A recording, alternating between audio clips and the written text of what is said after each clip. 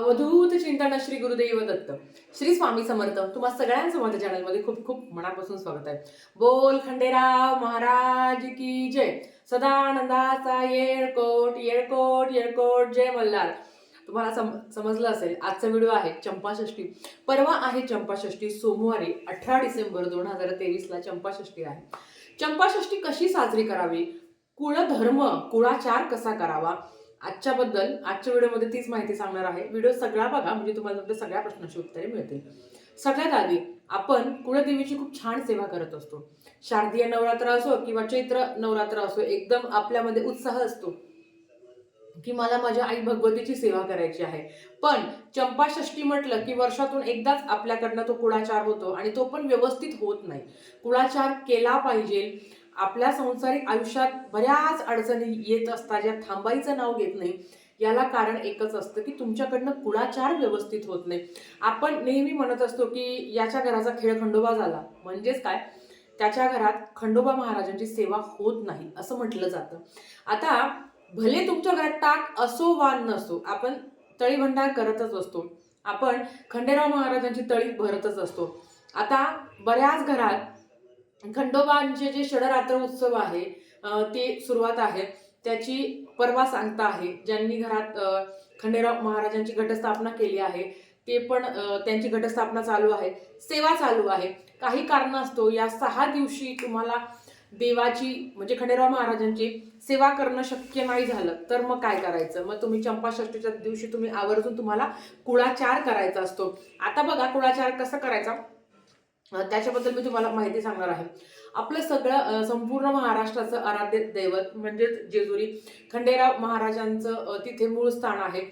प्रत्येक ठिकाणी म्हणजे प्रत्येक समाजामध्ये प्रत्येक गावामध्ये वेगवेगळ्या ठिकाणी मूळस्थान असतात. कुठलं पालीला असतं तर कुठलं कुठल्या गावी असतं.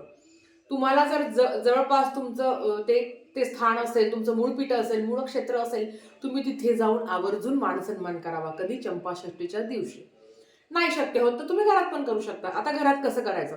आपल्याला तळीभंडार करायचा असतो. प्रदोष काळी म्हणजे प्रदोष समयानंतर संध्याकाळी आपल्याला तळीभंडार करायचा असतो. आरत्या पण करायच्या असतात बरं का, लक्षात घ्या. आपण जसं आपल्या आई भगवतीच्या आपण आरत्या करतो, दसऱ्याच्या दिवशी घटाचं जेव्हा विसर्जन होतं त्या दिवशी आपण आरत्या करत असतो पूर्णाच्या, त्याच पद्धतीने आपल्याला ह्या चंपाषष्ठीच्या दिवशी आरत्या करायच्या असतात. आता काय होतं तुम्हाला सांगू का, बऱ्याच वेळा असं म्हटलं जातं, म्हणजे आमच्याही घरात तेच आहे की आमच्या सासूबाईंनी कधी केलं नाही ताई, आमच्या सासूबाईंनी कधी आरत्या नाही केल्या किंवा आमच्या सासूबाईंनी कधी घटस्थापना नाही केली. भले ते कितीही बरोबर असो तरी आपण करू शकत नाही. आमच्या घरात तेच आहे की सासूबाईंनी कधी घटस्थापना केलीच नाही. मग आपली किती पण इच्छा असो पण आपण नाही करू शकत, कारण त्यांनीच कधी केलं नाही तर आपण कसं काय करणार? भले ते चांगलं असलं तरी सुद्धा. पण तुम्ही आरत्या करू शकता. आरत्या केल्याने, खंडेराव महाराजांचा कुळाचार केल्याने काय वाईट होणार आहे सांगा? झालं तर चांगलंच होईल ना, आणि खूप चांगलं होईल, यात काही शंका नाही. आता तुम्हाला काय करायचं आहे, चंपाषष्ठीच्या दिवशी संध्याकाळी कुळाचार किंवा तळीभंडार हा संध्याकाळी करायचा असतो.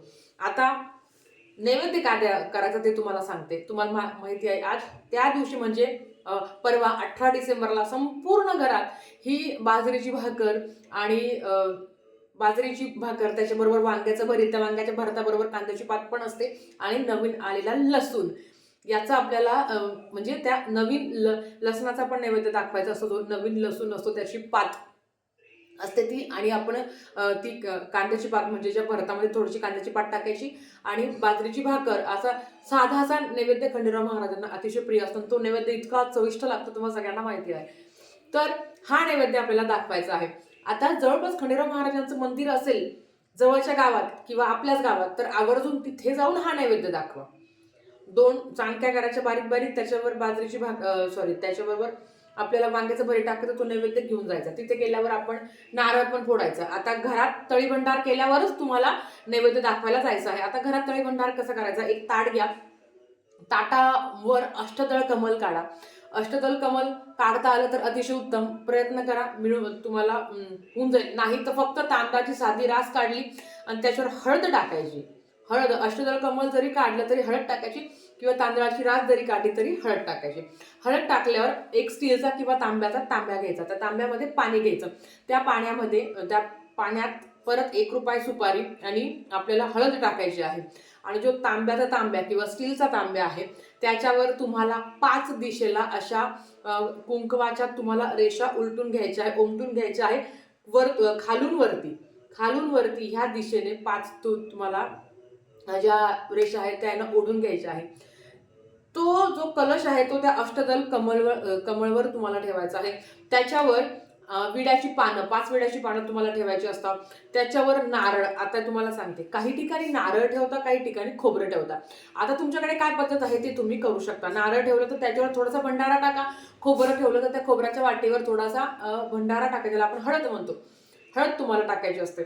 आता तुमच्याकडे नारळ ठेवता की खोबरं ठेवता ते तुम्ही बघा, त्या पद्धतीने करायचंय. आता टाक, तुमच्याकडे टाक असेल तर आवर्जून तिथे तुम्ही टाक ठेवा. जो जी स्टीलचा आपण जी ताट घेतलाय त्या ताटात तुम्हाला टाक ठेवायचा आहे. टाक ठेवताना पण ते डायरेक्ट त्याला ठेवू नका. जी विड्याची पानं उरलेली असतात त्या विड्याच्या पानावर तुम्हाला टाक ठेवायचे आहे. प्रत्येक घरात असं होतं की कोणी फक्त खंडेराव महाराजांची तळी भरायची असते, मग तो फक्त खंडेराव महाराजांचं टाक, पण काही घरात तिन्ही पण टाक ठेवतात. तुमच्याकडे जी पद्धत असेल ते तुम्ही करू शकता.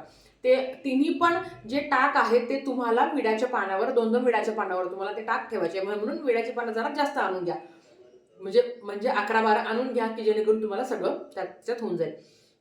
टाक ठेवल्यावर तुम्हाला काय करायचं असतं, तर तुम्हाला ते ताट आणि 5 मुलं लागतात. आणि आपल्याला माहिती की अशा वेळेस मुलं पण लवकर नाहीत, कारण त्यांना प्रत्येक घरात जायचं असतं. 5 मुलं आणि घरातला कर्ता व्यक्ती किंवा 4 मुलं आणि घरातला कर्ता व्यक्ती, अशा 5 जणांनी तळी भरायची असते. तळी भरताना जो नैवेद्य आपण ठेवलेला आहे, जो खंडेराव महाराजांच्या स्मरणार्थ त्यांच्या नावाने जो नैवेद्य काढून ठेवला असतो, तो देवाला दाखवून तो पण आपल्याला त्या तळीच्या तिथे तो नैवेद्य ठेवायचा असतो.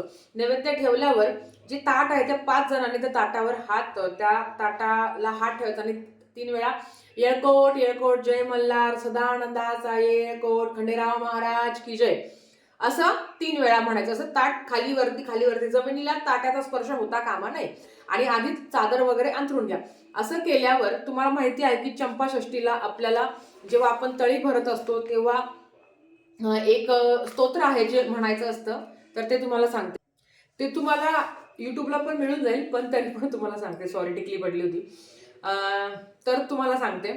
सदानंदाचा येळकोट येळकोट येळकोट जय मल्हार, हर हर महादेव चिंतामन मोरया, भैरोबाचा चांदोबा अगडबम नगारा, सोन्याची जेजुरी मोत्याचा तोरा, निळा घोडा पायी तोडा, कमर करगोटा बेंबी हिरा, गळ्यात कंठी मोहन माळ, डोईवर शेला अंगावर शाल, सदा ही लाल, जेजुरी जाई शिकारी खेळी, म्हाळसा सुंदरी आरती करी, देवा अवाळी नाना परी, देवाचा शृंगारा कोट लागो शिखारा, खंडेरायाचा खंडका भंडाराचा भडका, बोल सदानंदाचा येळकोट. हे तुम्हाला युट्यूबला मिळून जाईल आणि बऱ्याच घरात हे पाठ असतं, कारण आपण जेव्हा कुळाचार करत असतो तेव्हा हे म्हणायचं असतं.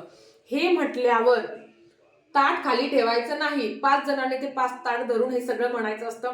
नंतर जो घरातला कर्ता व्यक्ती आहे त्याने डोक्यावर टोपी घालायची असते. सगळ्या 5 पोरांनी पण डोक्यावर टोपी घालायची असते. मुलं जेव्हा तुमच्या घरात येणार असतात तेव्हा त्यांना हात पाय धुवून त्यांना घरात घ्या आणि ती टोपी, जो कर्ता व्यक्ती आहे त्याने ती टोपी खाली ठेवायची असते. खाली ठेवल्यावर ते ताट आहे त्या टोपीच्या खाली, म्हणजे टोपीच्या वरती ताट ठेवायचं असतं. हे झाल्यावर आपल्याला कोणी नारळ ठेवतं, कोणी खोबरं ठेवतं. तुमच्याकडे जी पद्धत आहे ते तुम्ही करू शकता. जर नारळ ठेवणार असेल तर ते नारळ फोडायचा, त्याचे 5 तुकडे, ज्या खोबऱ्याच्या वाटीचे किंवा ते नारळाच्या आतलं जे खोबरं आहे त्याचे 5 तुकडे घ्यायचे. ते 5 तुकडे घेतल्यावर त्याला हळद लावायची, भंडारा ज्याला आपण म्हणतो, हळद लावायची.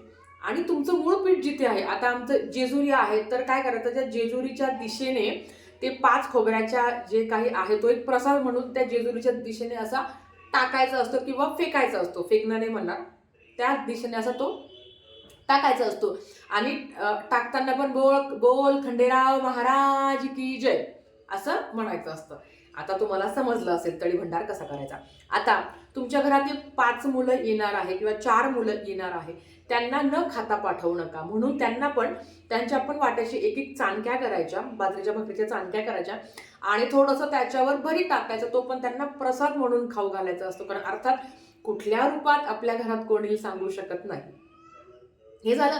त्याच्याबरोबर खंडेराव महाराजांचं जे वाहन आहे ते श्वान आहे, कुत्रा आहे. तुम्हाला काळा कुत्रा भेटला तर अतिशय उत्तम. तुम्ही त्यालाही, काळ्या कुत्र्याला किंवा कुठलाही कुत्रा भेटला तरीही त्यांना तुम्ही थोडासा नैवेद्य म्हणून बाजरीची भाकर किंवा वांग्याचं भरीत तुम्हाला झालं किंवा एखादी भाकर जरी खाऊ घातली तरी चालत. आता ड्युटी बुदली, सगळ्यांना माहिती आहे ना बुदली, अरे आपण मराठी आहोत तर आपल्याला माहितीच असेल. तर प्रत्येकाच्या घरात एकतरी दिवटी बुधली असते.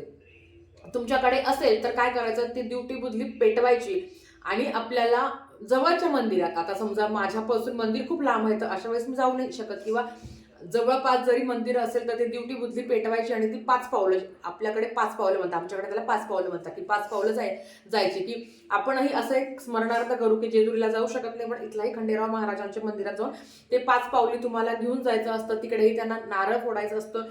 जो काही तुम्ही नैवेद्याचा प्रसाद केलेला आहे, भाकरी आणि वांग्याचं भरीत, ते तुम्हाला तिथे दाखवायचं असतं. या पद्धतीने तुम्ही करू शकता. दिवटी बुधली घेऊन आवर्जून जा, शक्य असेल तर आवर्जून जा आणि होईलच. प्रत्येक गावात खंडेराव महाराजांचं मंदिर असतं आणि दिवटी बुधली घेऊन जाताना पण खंडेराव महाराजांचा जय जयकार करायचा असतं, की बोल सदानंदाचा येळकोट येळकोट येळकोट, जय मल्हार खंडेराव महाराज. जे अतिशय सुंदर पद्धतीने आपल्याला आपल्या कुळदेवाची सेवा करायची आहे.